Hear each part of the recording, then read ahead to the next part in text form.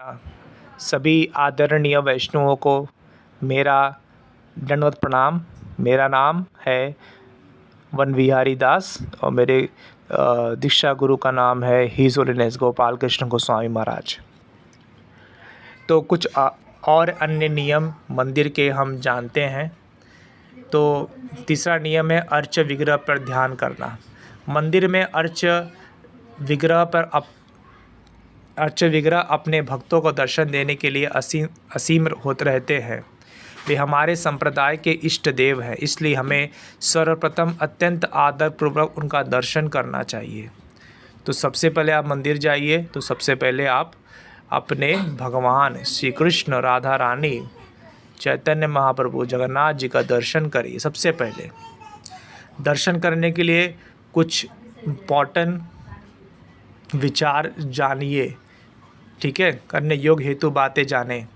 सबसे पहले भगवान के समक्ष एक ओर से दर्शन करें, जिससे सामने बैठे भक्तों को भगवान के दर्शन में कोई बाधा ना हो। कुछ लोग सामने खड़े हो जाते हैं, भगवान का दर्शन इस तरह अकेले ही करेंगे। आपको थोड़ा साइड में होके, कोने में खड़े होके भगवान का दर्शन करिए, जिससे कि जो लोग प्रांगण में बैठे हैं, देख रहे हैं भगवान को सामने से, उनके देखने में कोई बाधा, कोई व्यवधान ना हो। विग्रह को दंडवत करने के पश्चात अत्यंत भक्तिभाव से उनका दर्शन करना चाहिए एवं उनसे कृपा की याचना करनी चाहिए। ये नहीं कि आपने प्रणाम करके उठ के भाग गए, नहीं, आप प्रणाम करिए, फिर उठिए, भगवान के समक्ष जाइए, उनसे अपने मन की बातें कहिए, व्यथा कहिए, भगवान सुनेंगे। भगवान कोई निर्जीव व्यक्ति नहीं है, वो सजीव व्यक्ति हैं। वो आपकी हर बातों को, आपकी मन की बातों को समझ जाते हैं, पढ़ लेते हैं, इसलिए वो भगवान है ना। किसी को भी प्रत्यक्ष विग्रह के मुख कमल को नहीं देखना चाहिए। भगवान के दर्शन कैसे किया जाए, इसकी प्रामाणिक विधि का वर्णन श्रीमद् भागवतम के दूसरे स्कंद के दूसरे अध्याय में 13वें श्लोक में वर्णित है। अर्च विग्रह को मतलब भगवान को जाओ तो भगवान के चेहरे को मत देख लीजिए। भगवान को किस प्रकार से देखना चाहिए, इसकी भी एक विशिष्ट विधि है और ये विधि का पालन अवश्य करना चाहिए जब भी आप मंदिर में जाते हैं। तो इसका वर्णन श्रीमद् भागवत पुराण में वर्णित है और ये इस प्रकार है। अर्च विग्रह पर मनन ध्यान करने की प्रक्रिया भगवान के चरण कमलों से आरंभ की जाए और उसकी प्रगति धीरे धीरे सुहास्य मुख कमल तक हो। चरण कमल घुटने के नीचे एवं ऊपर के अंग, जांघ और इस तरह एक के बाद एक शरीर के अंगों पर ध्यान केंद्रित करें। भगवान के शरीर के अंगों के विभिन्न भागों पर क्रमशः मन जितना अधिक स्थिर होता है, उतना ही अधिक हमारे मन एवं बुद्धि का शुद्धिकरण होता है। श्रील प्रभुपाद तात्पर्य में कहते हैं कि इस प्रकार विग्रह पर मनन एवं ध्यान करना हमें अपने इंद्र तृप्ति से अनासक्त होने में मदद करता है। दर्शन का आरंभ अपने बाएं स्थित विग्रह से करना चाहिए। आगे क्रमशः दाईं ओर के विग्रह पर दर्शन करें। उदाहरणतः यदि आप श्री राधा गोपीनाथ मंदिर में हैं तो सर्वप्रथम दर्शन गुरु परंपरा का होना चाहिए। तत्पश्चात श्री नित्यानंद प्रभु, श्री चैतन्य महाप्रभु, श्रीमती राधा रानी, श्री गोपीनाथ जी एवं अंत में श्री गोपाल जी का दर्शन करें। पुष्प अर्पण करते समय भी दर्शन का यही क्रमशः रखें।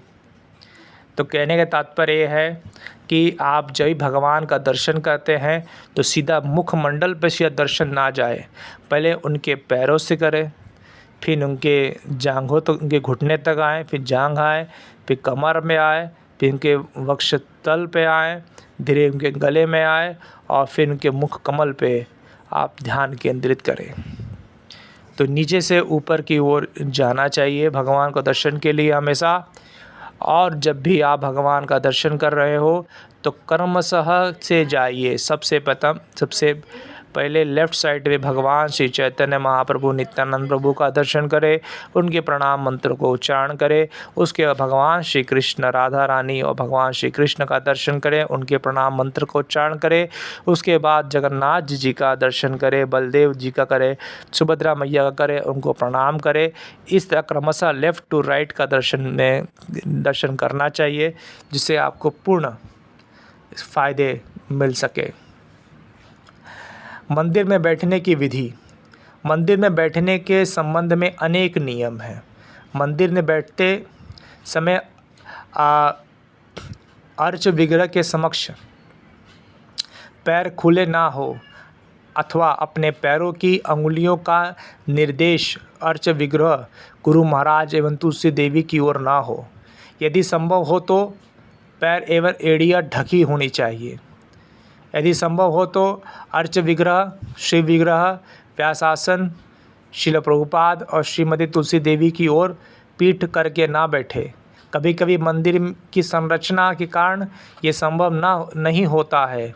विग्रह के समक्ष पैर फैलाकर ना बैठे। विग्रह के समक्ष एड़ी, कोहनी अथवा पैरों के तलवे को पकड़कर ना बैठे। अर्च विग्रह के समक्ष झपकी ना ले और ना ही सोए।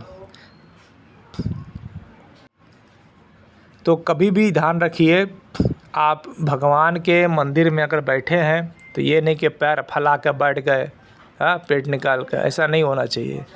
आप भगवान अल्टर में, भगवान के प्रांगण में भगवान होते हैं, शिल प्रभुपाद जी होते हैं, व्यासासन होता है, तुलसी महारानी होती है। तो ये सब बहुत पवित्र चीज़ है और उनको पैर दिखाना ये कहीं पर भी उचित नहीं है और ये धाम अपराध लग जाता है। तो ये अपराध से हमारी भक्ति का श्रेय होता है, इसलिए अपराध ना करें। इसके लिए अपने पैरों को ढक कर रखें संभव हो तो, या फिर कम से कम अपने पैर को अच्छे से बांध कर अपने जगह पे पलथी मार कर बैठें। ठीक है, हाँ। तो और साथ ही में साथ आप कभी भी मंदिर में बैठे हैं तो कभी सोने का नहीं, झपकी ना ले। अगर सोने का मतलब हो रहा है तो आप मंदिर से, प्रांगण से बाहर निकल जाइए, बाहर जाइए और बाहर जाके वहाँ पे सोइए। कथा में बैठे हैं या मंदिर में बैठे हैं, कभी भी मंदिर में सोना नहीं चाहिए। ठीक है, इन बातों का ध्यान रखें तो ही आपका अपराध से आप बच पाएंगे।